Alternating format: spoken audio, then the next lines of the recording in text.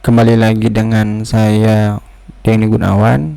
Jadi setelah kita bikin controller, kelas controller yang sebagaimana kita tahu itu untuk kontrol aplikasi kita, sekarang kita akan menyentuh pada bagian depan aplikasi kita. Nah, untuk Spring membaca depan aplikasi kita atau bagian frontend itu melalui resource, static, dan templates. Apa bedanya dari kedua folder atau package ini? Static ini akan berisi file CSS, JS, dan lain-lain yang non-HTML. Artinya kalau file HTML itu kita letakkan pada templates, karena HTML itu data view yang akan kita tampilkan gitu. Sedangkan untuk CSS, JS, dan lain-lain kita letakkan pada folder static.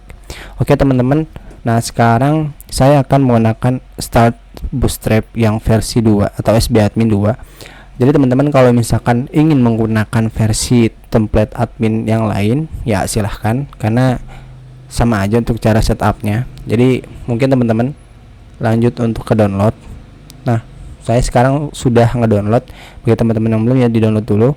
Nah, kalau sudah di download, kita akan melihat tampilan Bootstrap admin 2-nya ya. Nah, di sini akan terdiri dari file HTML dan file lain-lain gitu ya. Nah sekarang untuk yang kita bilang tadi, untuk yang bagian CSS, misalkan kayak vendor, CSS, JS misalnya, dan CSS itu kita letakkan pada bagian static gitu ya teman-teman. Kita buka aplikasi kita, di bagian static di sini kita taruh file yang barusan kita copy gitu. Sekarang kita paste. Oke, jadi file yang non HTML akan berada di templates gitu teman-teman. Oke, sekarang kita taruh atau kita ambil file index, file login, register, dan tables. Kita klik kanan, kita copy, mana copy? Oh ya, ini copy. Lalu kita letakkan pada bagian templates. Klik kanan, paste. Gitu teman-teman. Oke, ini ada file static di sini ngikut. Ya, kita hapus aja ya. Oke, jadi template sini berisi file HTML atau file yang akan kita tampilkan gitu ya.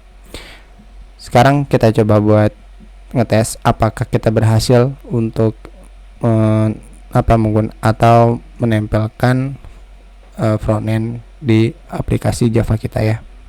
Sekarang kita coba bikin example endpoint untuk tes apakah kita bisa mengakses index HTML yang kita masukkan tadi gitu ya. Controller,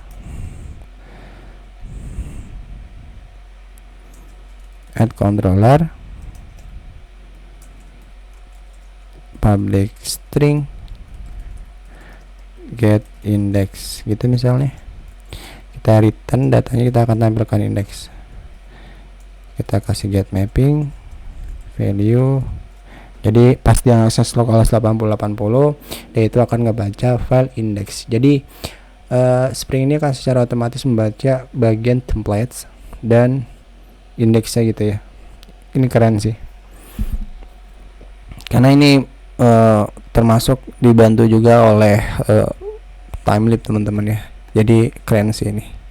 Nanti kita akan pakai Timelip. Nah sekarang kita jalankan.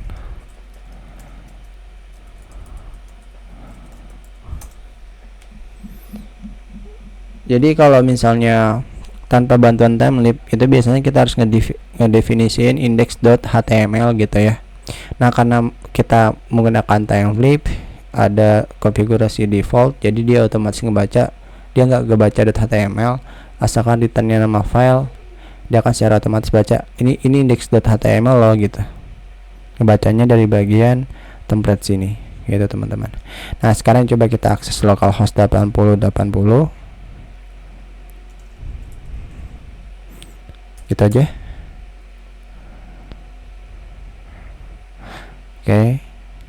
Oke, kita udah berhasil memanggil file index.html yang barusan kita letakkan pada bagian templates yang dimiliki oleh SBadmin 2.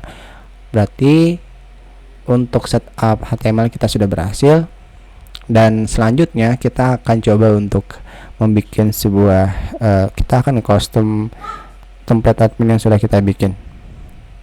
Oke teman-teman, gitu aja. Kurang lebihnya mohon maaf. Assalamualaikum warahmatullahi wabarakatuh.